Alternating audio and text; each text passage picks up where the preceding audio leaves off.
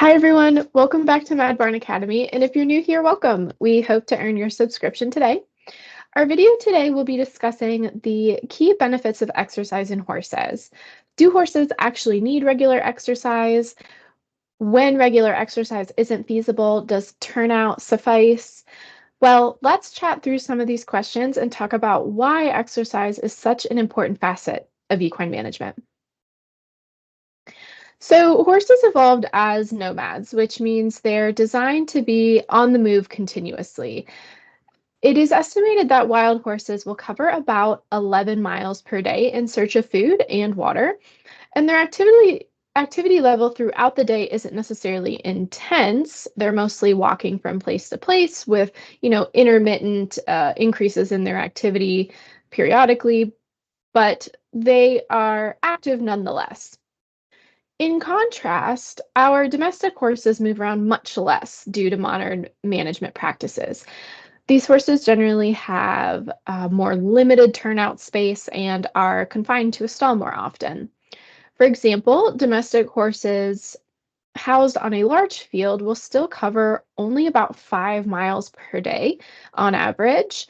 And not surprisingly, horses housed in an even smaller field are going to cover a fraction of that at about less than a mile per day. And in some cases, horses have little to no access to turnout and may only be exercised during their training sessions each day. So these numbers really highlight the importance of regular structured exercise for our domestic horses. So one question that you may have, and a question that we frequently encounter is, does turnout count as exercise? So no, is not considered a form of exercise, but rather a maintenance activity. Horses that are not in work but receive turnout would still be considered at maintenance when we talk about calculating their nutritional needs. When we talk about exercise, we are talking about forced exercise. So that includes activities under saddle while driving or in-hand exercises such as lunging, round penning, ponying on the treadmill, etc. Nonetheless, when regular exercise is not feasible, regular turnout can still provide many of the benefits that we're going to discuss. So it's still an important part of your horse's management. So, what are some of the benefits of exercise?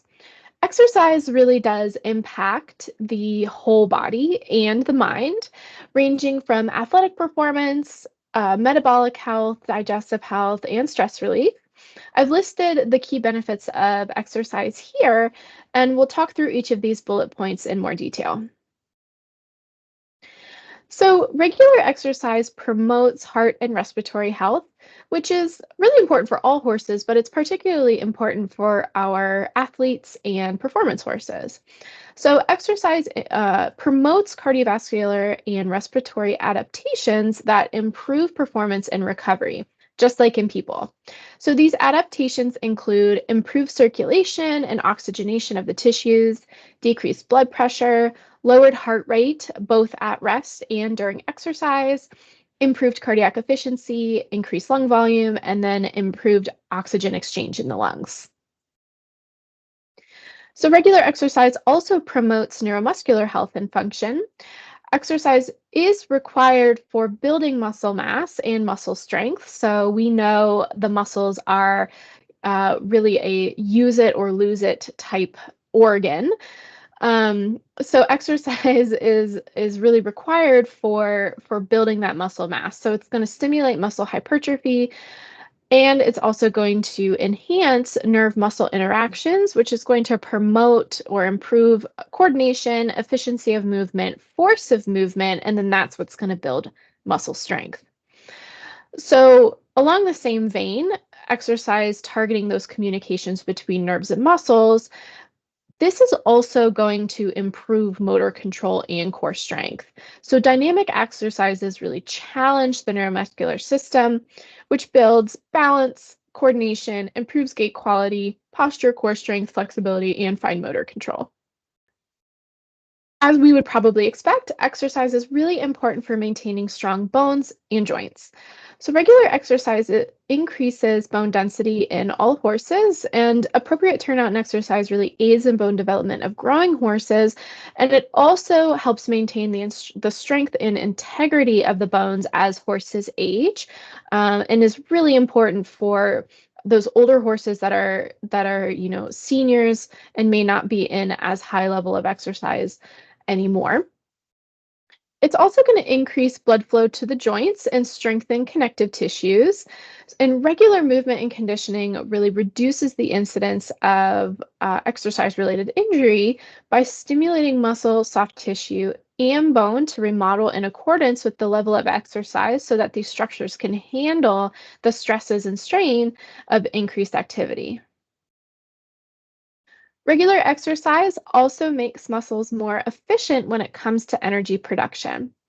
So these muscle cells are gonna adapt by increasing the mitochondrial density and kind of adapting that mitochondrial function to improve energy production. So the mitochondria are the little organelles in these cells that produce ATP, which is the energy source for these cells to exert force or exert movement.